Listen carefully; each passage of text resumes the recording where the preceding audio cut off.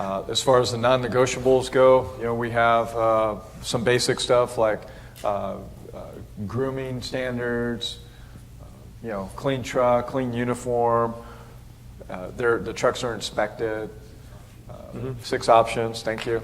Yeah. Good. 6 options or no more calls, right? Well, right. Your next call is go back and do a U-turn and give 6 options. Correct. That's your next call. How about number 2, which here's some of the things out. Again, we have a thing with very small and hard to read, but it's job expectations. Right. It kind of goes over the sequence of what somebody would do in their normal course of business. Right. How important is it that people have an instruction manual as to what the normal course of business is like, both from a customer service, dispatch, technicians, having a job description in a way that's not a general job description about you must be able to lift 50 pounds, but I'm talking about a specific one that tells you how to do your job the right way. It's key to your success. I mean, you can either set yourself up to succeed or you can set yourself up to fail. And we make it very clear before we go in the relationship, and folks have an opportunity to take this home, read through it, write any questions they have, and they do have to accept this before they accept a position within the company. So it's imperative to our success in the clear future. It's almost like a job contract about what we expect from you every day, right?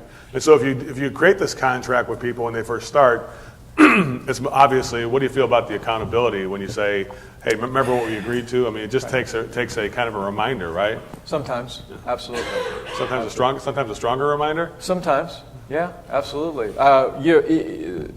Unfortunately, with the way that we're structured, and folks that have worked for other companies, we do have some difficulties when we bring somebody in because they're not used to the word accountability. Yeah, it's like I just come here. It's a job. Yeah, it's a job. It's not a partnership or an opportunity. Right. I'm just going to go ahead and read some of these things. Here's some of Mike's non-negotiable standards. I'll just go ahead and read them because it's awfully small. One is dress code. He goes over that, making sure a certain uniform is worn, ID badges, to a T-shirt, many different things he has here.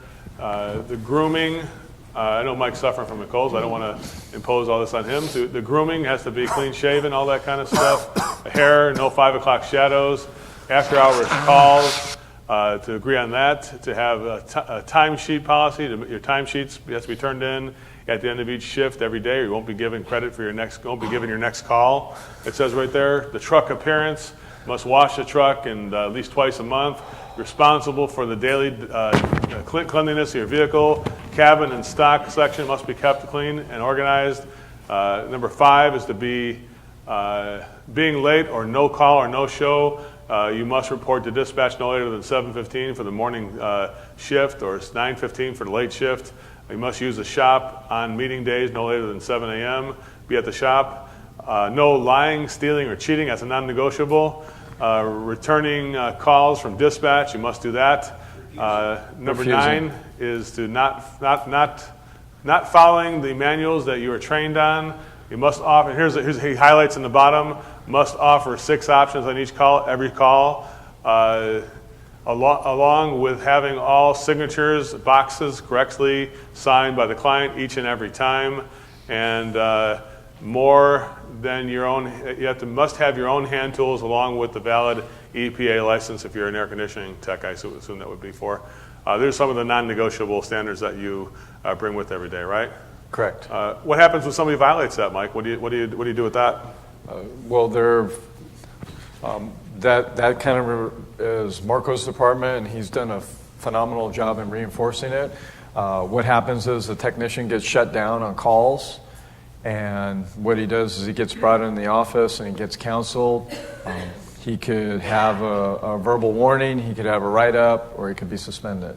Or he could just disqualify himself and take himself out of the equation, and he could toss us the keys and we move on. That's important. The business side. That's not personal. I might love the guy, but that's the business side. How much courage does it take when you like somebody and you have to hold these standards? It's tough. It's tough. I've had guys cry in front of me before, and that hurts me. That hurts my heart. Mm-hmm. And so would you agree that being a profitable company, if you're a profitable company, and there's a lot of guys in this room, some more profitable than others, but the people in this room, first of all, anybody in this room ever achieved 20% net profit? Raise your hand if you have done that. I think I given one day, yeah. The whole year? The whole year? Well, the people who have made 20%, people who have done 20% net in a year. Anybody raise your hand on that? All right. Does that take a lot of courage because of the tough decisions you have to make? I mean, think about those decisions that this goal is more important than anything. Because why is the goal so important? Because you can't serve your partners. The employees that are creating the problems are the very people that can't be served correctly if we refuse to make a profit, right? I agree. So you have to go back to the fact that it circles around, that even if these seems like tidy, small little details, right, they're not followed, and you're saying, really, I'm going to fire the one employee I got? I'm going to not fire him, because accountability doesn't always mean firing. It means maybe, like you said, a reminder, maybe a strong reminder, maybe take some time off and think about it. Right. It might be, here's the keys, and give me those keys, I think we're done. Right. There's many different stages of accountability, yeah, and the courage it takes to do that. Talk about that, Mike. It's like it hurts your heart, but you ultimately, what do you think of when you're holding an employee accountable that you know maybe even makes money for you? Here's probably the biggest one, right, guys? Maybe have this situation, a person who's making a shitload of money for you, and he refuses to follow these things. right. What about that? He needs to go. Flat out, that's it. Flat out. Bottom line. You'll get everybody's attention, too. It sets a tone. So the people who are making less money than this guy, what does that say to them when they start violating these rules? Well, the bottom line is when you have somebody like that or anybody that's not engaged in your non-negotiables, and when they disqualify themselves and remove themselves from the company just got better that day. That's my belief. There you go. Good stuff. Give a big round of applause for that big round of courage. Nice job. I think Mike just says here, you must have to have a clear plan in order to communicate and motivate those around you. The Super Bowl road trip. You want to talk about that? I have an illustration for you. Why don't you tell us about that? Well, again, as I mentioned earlier, we talk about strategy and we talk about planning and higher level of thinking. Again, as I'm going through this, there's really no roadmap on the growth that we're having or the growth that you folks are having. You just have to seek out different vehicles. So one thing that was explained to me a long time ago is that you can have a very detailed plan or you can shoot from the hip. And trust me, I'm guilty of shooting from the hip. Oh, we need a new truck. Okay, boom, buy one, right? Or we need a sewer camera, buy one, right? It's like, oh, wow, what's that thing called budget, right? How come we don't have the $15,000? Oh, we bought the camera. Oh, okay. So now as we continue on and we see some of these other companies that bring in higher level corporations to help them be successful, and there's no magic wand here. It's something that if you want to do it, you choose to do it each and every day. You choose not to do it. It's your choice. But I kind of did this little roadmap here, and this was a couple years ago, and the Super Bowl was in Indianapolis. Okay, so kind of stay with me a second here. It won't be too boring. So we're all going to get on a couple of coach buses, and we're going to go to the Super Bowl. Sound good so far? Awesome. Okay, so I've got this all mapped out, right? My plan includes, I kind of think it's going to take like 18 or 20 hours to get there. I know there's some gas stations along the way. I believe that they have the fuel correctly for the coaches. We can kind of stop by and grab a, Carl's Jr. or hamburger.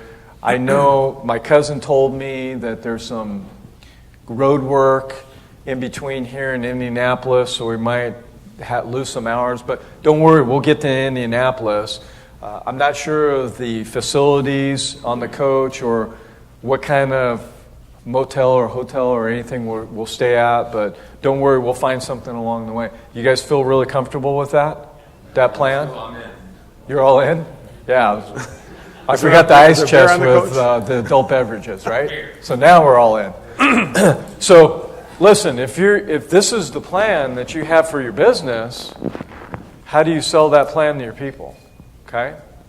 So now we take the same road trip to Indianapolis, and I've mapped it out. It's going to take 18 hours and 23 minutes. We're going to travel approximately 200 miles. I've already made arrangements at a hotel along Route 66. I'm making this up. They have a diner right there. I've already carved out enough. They're going to just do a buffet for us because they can't serve us all individually. I've already made arrangements for that. I do realize that there's going to be some traffic. I've already Google mapped everything. I've saw some of the different infrastructure improvements that they're going to have along the way. So I've taken that into consideration. And believe it or not, I've already checked the weather too. So we might hit a little bit of weather. I've already have a plan B to pull over to a hotel and stay there over the night if it gets a little too crazy. Okay? And by the way, we've got all the adult beverages already covered. Okay? For the whole entire trip. Does that sound like a little more of a... It will be in Indianapolis 3 days before the Super Bowl. Does that sound like a little more of a solid plan? Yeah. So what you're really talking here, Mike, is about planning. That if you show people that you have a vision but a plan to get there, Right. they're going to be the ability to buy into it. Obviously, is going to be a lot higher. That people will believe in the plan Absolutely. of the $100 million. That they know there is a way to get there. Absolutely. Show me the ladder. Which step I take. Right. Well, here's the... And I'm sure you can appreciate this, but and you probably don't have any friends like this, but when I was younger, we would sit on the couch and have a beer, and all of us would say, we want to be millionaires. Okay, great. How are you going to get there? Right? Lottery, right? Now, you're talking to somebody that makes $20,000 or $30,000 a year. Okay, so help me understand how we're going to get there. They haven't taken off the blinders and looked at the bigger vision. Gotcha. How about everybody must be held accountable? Talk about that a little bit. We have a situation where everybody signs. Obviously, commitments mean a lot. In our total immersion training, Right. we talk about the power of commitments and how even a verbal commitment Right. is substantial. What about written commitments on this? Is it important just verbal on this, or do you want to make it, because the commitment's going to be lasting for the entire life of the employee. It just can't be Absolutely. for today. Absolutely. So what about the written commitment? Is that better? It's powerful because we as contractors and vendors, we go out and we offer a client 6 options. We get them happily involved with one of them, and what do we have them do? Sign an agreement, right? So if you're not doing that, you're not setting the expectations of your employees, but you're setting them with your client, and you're having them sign it. What makes sense and what doesn't make sense here? Let me ask everybody a question. When you ask your employees to just sign this, what kind of reaction do you get? Not too good, right? Why would it not be good? Well, because there's two, like we say in our sales training, there's 2 motives, right? One motive is that sign this, it's good for the company, right? But I think when you ask people to sign something, it's got to be good for who else, Mike? Is just the company has to be good for when they sign this thing? It's good for them, and it's good for the clients. It's got to be good for everybody. It's a Absolutely. win-win-win. It's a triple win. And I think employees can agree that they want to do better service. They agree this will benefit me. So you have to position the information you're asking them to sign in a way that's beneficial to them. Would you agree with that? Definitely. So that signature is important, but to get people to sign, you have to position your request in a way that is completely focused on your pure motive. Which, what is your pure motive? If you're just in this, is anybody in this business? I mean, everybody says they're in this business to make money. But I tell you what, there's a lot easier ways of making money than running a plumbing and heating business. Believe me. And and I'm telling you that if it was just money, you wouldn't be here in this room trying to get better. Because it costs money to come here and invest in yourself and things like that. But so I really think that nobody works harder than mechanical contractors like plumbers, electricians, heating and air conditioning people. It's the core of our civilization, really, when you think about it. We wouldn't be able to exist without it. Yet, the thing is, I think there's 2 motives. One is that we start to get a little greedy or start to say we need this for our procedure or our policy, and the other motive is the pure motive. Why is it good for you? Right? So you need to be, as an owner, I think you need to be creative. What do you think about that, Mike? To be creative enough to come up with a reason why this is good for people. Well, we want people to be successful in our business. If they're successful, then we're successful. I want to go off track for just 1 second and say when I go to work and I think we have, I don't know, 65, 70 employees, I don't look as we have 65, we'll round it off, 70 employees, right? Normally, that employee has a spouse, a significant other, or what have you. There's normally 2.2 kids, average, and so on and so forth. That's my responsibility every day to show up and provide for all of those folks.